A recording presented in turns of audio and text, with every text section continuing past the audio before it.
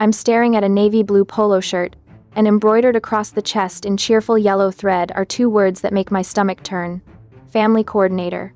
My sister Claire bought this for me. Actually bought it, had it customized, wrapped it in tissue paper like it was a gift. This uniform was meant for my role at her $80,000 wedding. Not as her sister, not as a guest, but as the designated babysitter for 12 children I'd never met. You should feel useful, my dad said when they told me about this arrangement, wearing that smile he uses when he's being completely unreasonable. My mother added with her signature casual cruelty, if you're not going to contribute meaningfully, then maybe you shouldn't come at all. Here's what they didn't know when they said that. I was already contributing. I'd agreed to pay $60,000 for the venue and catering. I'd been covering their mortgage for 3 years. I'd been bankrolling their illusion of wealth while they treated me like hired help. So I smiled right back and said 5 words that turned their faces pale. Good luck paying the $80,000 alone. Want to know how we got here? Stick around. Let me paint you a picture of my family. We live in this gorgeous Victorian mansion that belonged to my great-grandfather, complete with manicured gardens, a circular driveway, and enough old money charm to make people assume we're wealthy. Fresh flowers in every room, dinner parties with crystal stemware, my mother hosting charity luncheons like she's never checked a price tag in her life. It's all performance. Behind the elegant facade, my parents are broke. Not struggling broke, catastrophically broke. The kind of broke where my mother pawns her jewelry to maintain appearances, where every utility bill becomes a crisis, where that beautiful house is literally the only asset they have left. And me? I'm Maya, 28 years old, and I've been their silent financial lifeline for 3 years. Every month, I transfer money to cover their mortgage payment. I don't tell anyone. They don't acknowledge it. We all pretend the family fortune still exists while I quietly keep the lights on with income from my consulting business. I help small companies restructure their operations. And I've built a solid reputation. I own my condo outright, drive a paid-off car, have actual savings. I'm the most financially stable person in our immediate family, which makes what happened next even more insulting. When my sister Claire got engaged to Ethan, whose family has real money, my parents saw their golden ticket back to high society. Never mind that Claire and Ethan wanted something simple, 50 guests at the botanical gardens, elegant but intimate. My parents had other plans. They insisted on a spectacle that would impress Ethan's family and prove we still belonged in their world. The wedding planning started modestly. Claire showed me photos of a beautiful ceremony, understated and romantic. Then my parents got involved, and suddenly everything escalated. The guest list ballooned from 50 to 200. The botanical gardens became the most expensive venue in the city with crystal chandeliers and marble floors. The simple dinner became a 7-course culinary experience. Live orchestra instead of a DJ. Imported flowers instead of local arrangements. A chocolate fountain because Ethan's cousin had one at her wedding, and we couldn't be outdone. Every time I thought the budget was finalized, another essential detail emerged. Designer linens, because the venue's standard options weren't impressive enough. A specialty lighting designer to make Claire glow during her entrance. Monogram napkins, a champagne tower, valet parking, gift bags for out-of-town guests filled with local artisan products. Each edition came with the same justification. Ethan's family expects a certain standard. 6 months before the wedding, my father approached me, with a folder full of invoices, and that sheepish expression he wears when he needs money.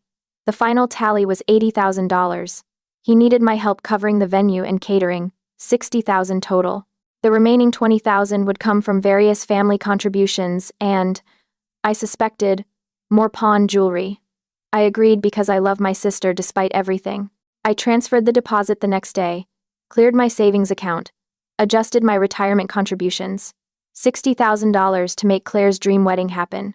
You'd think that kind of contribution would earn some gratitude, maybe some respect, at minimum, some acknowledgement. Instead, something shifted in how my family treated me. The moment that check cleared, I stopped being Maya the successful consultant, and became Maya the family project who needed managing. My mother started calling every other day with suggestions about my behavior at the wedding. Maya, dear, maybe you could wear something a bit more conservative? We don't want Ethan's family getting the wrong impression about our values. Translation. Don't embarrass us by existing as a single 28-year-old woman with opinions and personality. Claire pulled me aside during a family dinner 3 weeks before the wedding. Maya, I'm a little worried about how you'll fit in with Ethan's crowd. They're very sophisticated, very polished. Maybe tone down the sarcasm for one day? Tone down my personality so I wouldn't contaminate her perfect celebration with my authentic self. My father actually suggested I use the wedding as a networking opportunity to meet suitable men, as if my only value at this event was potentially landing a husband and becoming someone else's financial responsibility. Here's what killed me about this whole dynamic. I was funding their daughter's wedding, covering their mortgage, maintaining their lifestyle, and somehow I was still the family embarrassment who needed to be managed, contained, and improved. Every family gathering followed the same pattern. Last Christmas, I bought everyone's gifts and helped cook the entire dinner, then listened to my parents praise Claire's artistic eye for table decorations created with flowers I'd purchased. For my father's birthday, I organized and funded a surprise party at his favorite restaurant, then watched him give a speech thanking everyone who made it possible without mentioning my name once. I'd been so busy being useful that I'd missed the obvious truth. My family didn't value me. They valued my bank account. The breaking point started building 2 weeks before the wedding during what I thought would be a normal family dinner. My mother was practically vibrating with excitement as she served the roast, and I assumed she was just caught up in pre-wedding enthusiasm. Then she dropped her announcement like it was good news. I've found the perfect role for you at the wedding, Maya. It's going to be wonderful. I assumed she meant a reading during the ceremony, or helping Claire with her dress. Normal sister of the bride responsibilities. I was so incredibly wrong. Ethan's family is bringing 12 children from various relatives, she continued, her smile bright and oblivious. Someone needs to supervise them during the reception, keep them entertained, make sure they don't disturb the adults during the formal portions. You're so good with children, and it'll keep you occupied so you won't feel awkward during the social parts. Won't feel awkward during the social parts. Let that sink in. At my sister's wedding, which I was financing, I would be segregated with children to avoid awkward social situations. Not because I'd caused problems, not because I'd requested it, but because my family found my presence at their celebration inconvenient. Claire nodded enthusiastically. It's absolutely perfect for you, Maya. These are important people in Ethan's family. If their children have a wonderful time, it reflects well on all of us. You'd be doing something really meaningful. My father leaned back with that satisfied expression he gets when he thinks he's solved a problem. It's really ideal. You'll be contributing to the day instead of just attending. Instead of just attending the wedding I'm paying for. I thought but didn't say yet. You want me to be a babysitter at Claire's wedding? I asked slowly, trying to process what I was hearing. Not a babysitter, my mother corrected quickly. A children's coordinator. Much more dignified, much more important. The questions started pouring out. Where would I eat dinner? We've arranged a separate table for the children. You'd supervise their meal service. What about the dancing, the speeches, the toasts? You'd need to keep the children quiet during formal portions. We've prepared activities in a separate room, maybe take them outside when things get too loud for little ones. A separate room. They'd actually planned to remove me from the reception entirely, warehouse me in some corner with a dozen kids while everyone else celebrated. My mother mentioned they'd reserved the hotel's business center on the second floor, perfect for keeping children entertained without disturbing the adult celebration. This is insane, I said quietly. Claire's face hardened instantly. It's one day, Maya. One day where you could put family first instead of thinking about yourself. Put family first, after contributing $60,000, after years of mortgage payments, after funding their illusion of wealth while they criticized everything about me. My father's voice carried that warning tone I remembered from childhood. This family has always supported each other. We're asking for a small favor in return for everything we've done for you. Everything they'd done for me. I wanted to laugh, but it would have sounded hysterical. I stood from the table. I need to think about it. We need to confirm arrangements with Ethan's family by tomorrow, my mother said, her smile looking painted on. They're counting on us. That night I couldn't sleep, replaying years of family dynamics I'd somehow normalized. But the real gut punch came 3 days later when Claire called about logistics. She'd prepared activity bags for each child, coloring books and crayons and small toys, all organized and ready. Then she mentioned almost casually that she'd bought me a special outfit for coordination duty. Something practical that won't show stains if the kids are messy. I think you'll love it. I drove to my parents' house to see this outfit. Claire proudly displayed a navy blue polo shirt and khaki pants, holding them up like she'd done me a favor. See? Very professional. Comfortable for chasing after kids all day. I took the polo shirt from her hands, and that's when I saw it. Embroidered across the chest in cheerful yellow thread. Family coordinator. You had this made?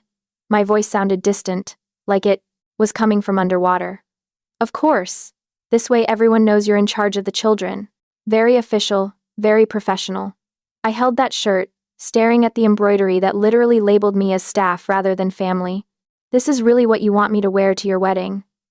It's what you need to wear for your responsibilities, Maya. My mother appeared in the doorway, admiring the uniform. It looks perfect, doesn't it? Very appropriate for the role. The role. They'd created a job description, bought me a uniform, scheduled my work shift, and expected me to be grateful for the opportunity to miss my sister's wedding while providing free childcare. They'd planned everything without my consent, announced it like a done deal, and now stood there confused about why I wasn't thrilled. Where exactly is this business center? I asked. Second floor. Completely separate space with its own entrance. The children can play, watch movies, do crafts, whatever you plan. Very convenient. Convenient for hiding me away. I'd miss the 7-course dinner I'd funded, the speeches, the first dance, the cake cutting, every meaningful moment. I'd be on a different floor, wearing a uniform, doing a job I never agreed to at a wedding I was paying for. The family dinner 1 week before the wedding started pleasantly enough. My mother buzzed around playing hostess with her best china and fresh flowers, probably the last arrangement she could afford before the wedding expenses consumed everything. My father poured wine. Claire glowed with pre-wedding excitement, and for a moment it almost felt normal. Then my mother made her toast. Everything is falling into place beautifully. The weather forecast is perfect, all the arrangements are confirmed, and we finally have the children's situation handled. Maya will be absolutely perfect as the children's coordinator. It gives her such an important role in making the day successful. Important role. Away from the why. Celebration. On a different floor. Wearing a polo shirt that labeled me as staff, Claire raised her glass. To family, and to everyone contributing to make this the perfect day. My parents lifted their glasses, beaming with satisfaction. My father cleared his throat for what I recognized as the beginning of one of his speeches. This wedding represents everything our family stands for. Elegance, tradition, taking care of each other. Claire, we're so proud of the woman you've become. And Maya, we're proud that you found a way to be truly useful on your sister's special day. Truly useful. After $60,000, after 3 years of mortgage payments, I was finally useful because I'd agreed to disappear into childcare. My mother added her own toast. To Maya, for stepping up when family needed her. They clinked glasses, celebrating my willingness to be marginalized at my own sister's wedding. Something crystallized inside me, not anger exactly, but perfect clarity. I could see the pattern so clearly now. Years of financial exploitation dressed up as family obligation. Years of being treated like a problem to be managed, rather than a person to be valued. I set my wine glass down carefully. Actually, I need to clarify something about my role at the wedding. Everyone looked at me expectantly, smiles frozen in place, confused about what could possibly need clarification when they'd planned everything so perfectly. I won't be serving as children's coordinator. The silence was deafening. My mother's fork stopped halfway to her mouth. Claire's smile faltered, then disappeared completely. My father's expression shifted from pleased to confused to that warning look I knew too well. Maya, my mother said carefully, like she was talking to someone irrational. We've discussed this. Everything is arranged. Ethan's family is expecting it. You arranged it without my consent. I never agreed to spend Claire's wedding managing other people's children. Claire leaned forward, her voice tight. But Maya, you're so good with kids. It's just for a few hours. Why are you making this difficult? I'm good with many things, Claire. That doesn't mean I want to spend my sister's wedding doing childcare instead of celebrating with my family. My father stood up, towering over the table, in that intimidation pose that used to work when I was 12. This family has always supported each other. We're asking for one small favor, Maya. One small contribution to make this day perfect. You're asking me to miss my sister's wedding to provide free labor. That's not a favor. That's exploitation. Don't be dramatic, my mother snapped. You wouldn't be missing anything. You'd be participating in a different way, making a real contribution. Here's what I find interesting, I said, my voice steady despite my heart pounding. I'm contributing $60,000 to this wedding, but I'm the only person being asked to work during it. I'm the only one who needs a uniform and a job assignment and a separate room away from the celebration.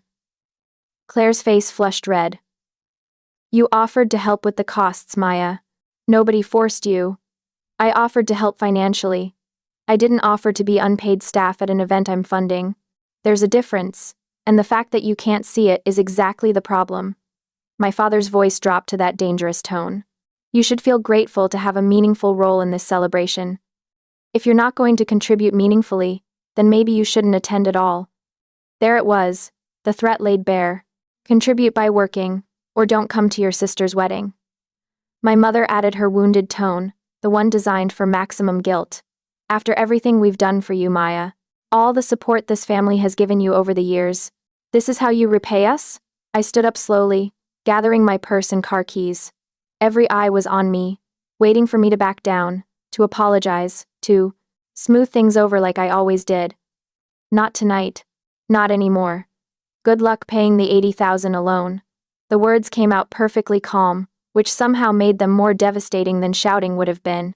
For 3 heartbeats, nobody moved. Then the explosion started. Maya, get back here. My father's voice boomed as I walked toward the door. You don't walk away from this family. But I kept walking. Through the dining room, through the foyer, out the front door to my car. Behind me, I heard chairs scraping, urgent voices overlapping, the sound of panic setting in. My phone started ringing before I'd driven 2 blocks. I let it go to voicemail. It rang again, and again, and again. By the time I reached my condo, I had 14 missed calls and a text thread exploding faster than I could read. I turned my phone off and ran a bath. For the first time in months, my shoulders weren't tense. Walking away from that dinner table felt like setting down a weight I'd been carrying so long I'd forgotten it was there. The next morning brought 23 voicemails and 47 text messages. I made coffee and started listening to what my family really thought of me. Claire's first message, left at 9:47 p.m. Maya, I'm hurt and confused. We had everything planned. Can we please talk about this like adults? My mother at 10:15. I don't know what's gotten into you, but this selfishness ends now. Call me immediately. My father at 10:22. If you don't return my call within 24 hours, there will be serious consequences for our relationship. The messages continued through the night, growing progressively more desperate and angry.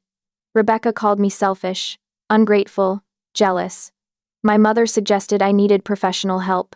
My father threatened various forms of family excommunication, but here's what struck me as I listened. Not one person asked why I was upset. Not one acknowledged that maybe their request was unreasonable.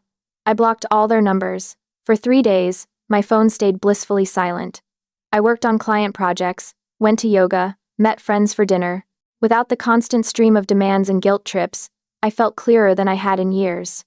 I didn't go to the wedding. Saturday morning, I posted a photo from the farmer's market, coffee in hand, looking genuinely happy. The caption read, "Perfect Saturday morning." Sometimes the best gift you can give someone is the space to celebrate exactly the way they want. By Sunday evening, curiosity won. I checked Claire's Instagram story. The venue looked beautiful but noticeably smaller than planned. Instead of the grand ballroom, they'd moved to a smaller event space. The guest count appeared to be half what they'd originally planned. No 7-course dinner, no orchestra, no elaborate floral arrangements. Still elegant, but clearly budget-conscious in a way my parents must have found mortifying. Monday brought a call from an unknown number. My father's voice sounded tired, older somehow. We took out a loan against the house to cover the wedding costs. The payment is due monthly, and it's substantial. Of course they had. They'd mortgaged their only asset rather than admit they'd treated me badly. Your mother and I have been talking about how we handled things. We may have been unclear about your role. Unclear. That was one way to put it. What do you want from me, Dad? We're hoping you might consider helping with the house payment, just until we figure out a long-term solution. There it was. Not an apology, not recognition of wrongdoing. Another request for money. What happened to families supporting each other? That's exactly what I'm asking for. No, Dad, You're asking me to bail you out financially while maintaining the same dynamic that got us here. That's not support. That's exploitation. 2 weeks later, my mother showed up at my condo. She looked smaller, less polished than usual. We realize we may have taken your financial support for granted over the years. May have. The qualification was typical, but it was more acknowledgement than I'd ever received. We're struggling with the house payment. The loan has a variable interest rate, and it's already gone up twice. That sounds like poor financial planning. She flinched, but continued. We'd like you to consider resuming the help you provided before, just with the mortgage. In return, we promise to treat you with the respect you deserve as our daughter. Promises from my family had proven worthless before. I need to think about it. 6 months later, we had our first normal family dinner in years. My mother cooked instead of catering. My father had found part-time consulting work. Claire had learned to set boundaries with Ethan's family after experiencing their financial manipulation firsthand. She finally understood what she'd put me through. The conversation was relaxed, genuine, focused on life, instead of appearances. My father raised his coffee mug in a toast to Maya, for teaching us that love shouldn't come with a price tag. It wasn't dramatic reconciliation. It was something better. A family learning to value each other for who we are, not what we provide. If this story resonated with you, share your thoughts in the comments, and subscribe for more stories about finding the courage to set boundaries. Remember, your worth isn't measured by what you give. It's inherent in who you are.